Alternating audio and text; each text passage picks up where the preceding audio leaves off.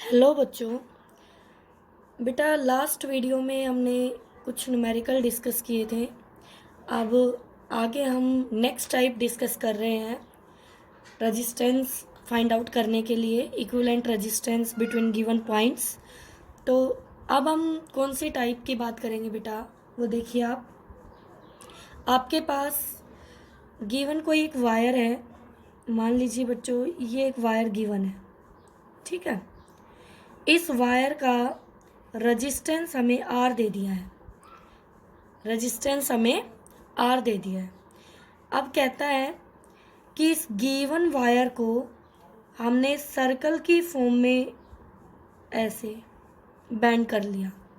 कर लेंगे आप, ऐसे सर्कल की फॉर्म में बैंड किया। इस सर्कल का रेडियस आपने मान लिया आर है। तो बेटा यहाँ से जो ये गिवन वायर थी, जिसकी लेंथ आपके पास मान लीजिए एल है। कितनी लेंथ है बेटा? एल लेंथ है। तो क्या अब इस एल लेंथ को आप लिख सकते हैं 2 पाई आर के इक्विवेलेंट? बिल्कुल। अब इस एल लेंथ को हमने सर्कल की फॉर्म दे दिया है और इसका रेजिस्टेंस आपका आर था बेटा।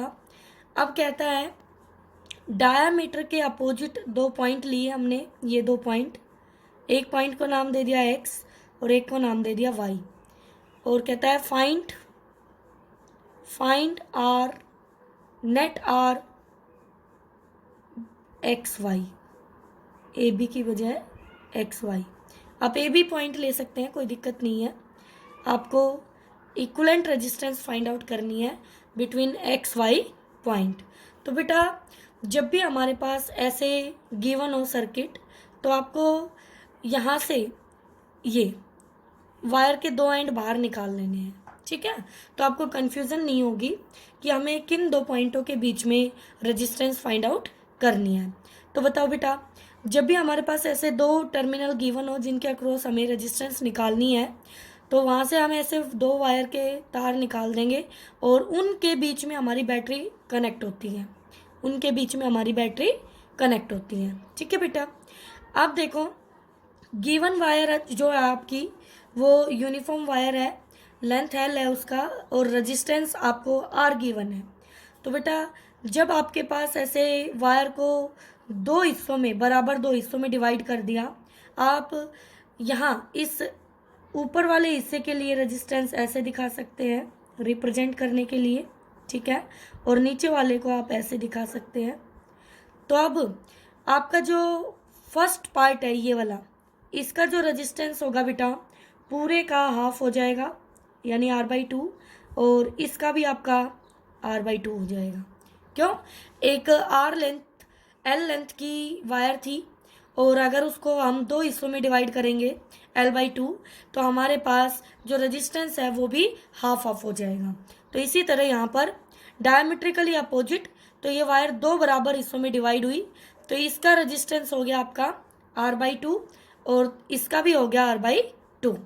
अब इन दो पॉइंटों के बीच में जो हमारे रेजिस्टेंस है, दोनों रेजिस्टेंस ये किस में है? पैरेलल में है। किस में है बच्चों? पैरेलल में है। तो बेटा अब हम पैरेलल कॉम्बिनेशन का रूल लगा देंगे, ठीक है। तो पैरेलल का रूल क्या है आपका?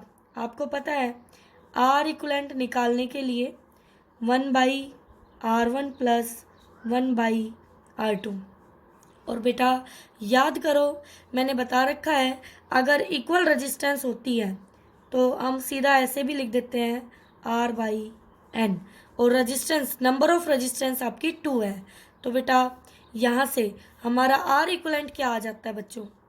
ये आपके फॉर्मूले हैं, आपको याद रखने हैं। तो आपका आर इक्विवेलेंट क्या आ गया बेटा जी? आपका आर इक्विवेलेंट आ गया, आर की value each resistance R/2, okay. Number of resistance बेटा 2, तो हमारा हो गया ये R/4 और ये आपका आंसर होगा, ठीक है। तो आप कर सकते हैं इजीली। देखिए आप यहाँ पर देखें तो आपको गिवन प्रॉब्लम में यही दिया है, देख लीजिए। ये आपकी कोई वायर थी, ठीक है। उस वायर को आपने सर्कल की फॉर्म में बैंड कर दिया है, तो डायमेट्रिकल अपोजिट पॉइंट के अक्रॉस हमें नेट रेजिस्टेंस निकालना था, R/4 आ गया, ठीक है बेटा। अब आगे देखिए बेटा, इसी क्वेश्चन में थोड़ा सा चेंज कर दें, गिवन प्रॉब्लम सेम है, यानी इतना तो यही रहेगा कि एक वायर है, उसको ऐसे सर्कल की फॉर्म में ये बैंड किया आपने बेटा, और ये डायमेट्रिकली अपोजिट पॉइंट है बेटा। ये पॉइंट आपने ए नाम दे दिया, इसको बी नाम दे दिया बच्चों, और ये रेजिस्टेंस आपकी R/2 हुई बेटा, और ये रेजिस्टेंस आपकी बेटा R/2 हुई। क्यों?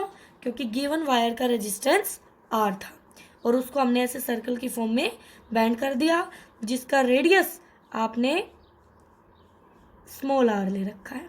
क्या ले रखा है? Small r। ठीक है, तो ये कोई गिवन वायर थी हमारी जिसका रेजिस्टेंस R था और उसको सर्कल की फॉर्म दे दी है। ठीक है, तो यहाँ से अगर ये लेंथ अगेन वही है बेटा, लेंथ L है, तो अब L हो गया है हमारा 2πr के इक्वल। कितना हो गया है? 2πr के इक्वल। ठीक है, तो अब कहता है जिस नेचर की वायर ये थी उसी नेचर की वायर यहाँ डायमीटर के अलोंग हमने कनेक्ट कर दी। ठीक है, और इसका रेजिस्टेंस नहीं बताया आपको, आपने R' मान लिया, हमें नहीं पता। और अब कहता है find R effective between AB, ये आपको करना है। ठीक है, तो कैसे करेंगे? सबसे पहले हमारा एम होगा फाइंड R' निकालने के लिए बेटा, ये जो आपकी गिवन वायर थी जिसका रेजिस्टेंस आपको मालूम था, L लेंथ की वायर का रेजिस्टेंस R था, ये आपकी हेल्प करने वाली है इस R' की वैल्यू को निकालने में। कैसे?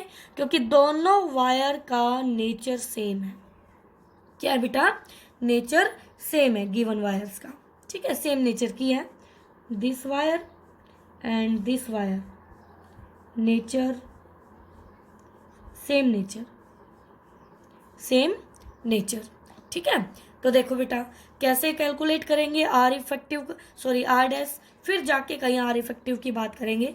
तो R' के लिए बच्चों बताना, इस पूरी वायर की जो हमारी गिवन थी वो हो गई 2πr, तो 2πr लेंथ का रेजिस्टेंस इक्वल टू है R। बोलो है कि नहीं? है मैम। तो यूनिट लेंथ का रेजिस्टेंस R/में 2πr, बिल्कुल मैम। अब AB डायमीटर जो है, न्यू वायर जो है, उसकी लेंथ कितनी है? न्यू, तो L length of AB bracket में लिख दिया न्यू। ठीक है बेटा, तो उसकी लेंथ हो गई 2r, डायमीटर आपका। ठीक है, तो देयरफॉर 2r लेंथ का रेजिस्टेंस कितना हो गया बेटा? R/में 2πr इंटू में 2r। तो बेटा 2r से 2r कैंसिल, तो क्या हमारे पास रेजिस्टेंस आ गई है R/में पाई। क्या आ गई है बेटा? R/में पाई।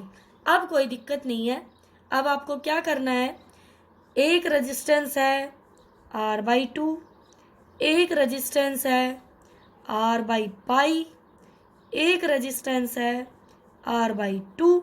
तीनों रेजिस्टेंस AB पॉइंट के बीच में पैरेलल कॉम्बिनेशन बनाती है। तो therefore 1/R equivalent equal to 1/R1 plus 1/R2 plus 1/R3। आपको करना क्या है बेटा? सिंपली ऐड करना है। कर लो बेटा, देखो रखो वैल्यू। R1 की वैल्यू R/2, तो यहाँ लिखोगे R डिवाइड बाई 2, तो मैं 2 ऊपर ले जाऊँ बेटा, तो ये हो गया 2/R प्लस, सेम यहाँ पे होगा बेटा, ये हो जाएगा π/R प्लस ये हो जाएगा 2/R इक्वल टू, बेटा R 1/R कॉमन कर दो, तो ये हो गया, अंदर बचा 2 प्लस पाई प्लस 2, तो ये बचा 2 प्लस पाई प्लस 2, तो यहाँ से आ गया है 4 प्लस π/R। तो देयरफॉर आप क्या कह सकते हो बेटा?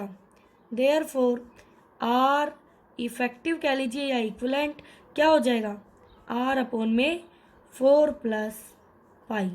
This is your result. ये क्या हो जाएगा बेटा आपका रिजल्ट। बताइए बच्चों, आपको समझ में आया अच्छे से बेटा? कोई मुश्किल चीज़ है ही नहीं। आपको जो वायर दी गई थी उसका डायमीटर के अपोजिट जो लेंथ है वो हाफ ऑफ हो गया, तो रेजिस्टेंस भी हाफ ऑफ हो गया। अब हमें न्यू वायर दे दी, उसी नेचर की, उसी सेम नेचर के मटेरियल की, वो दे दी आपको लेंथ ऑफ डायमीटर के इक्वल।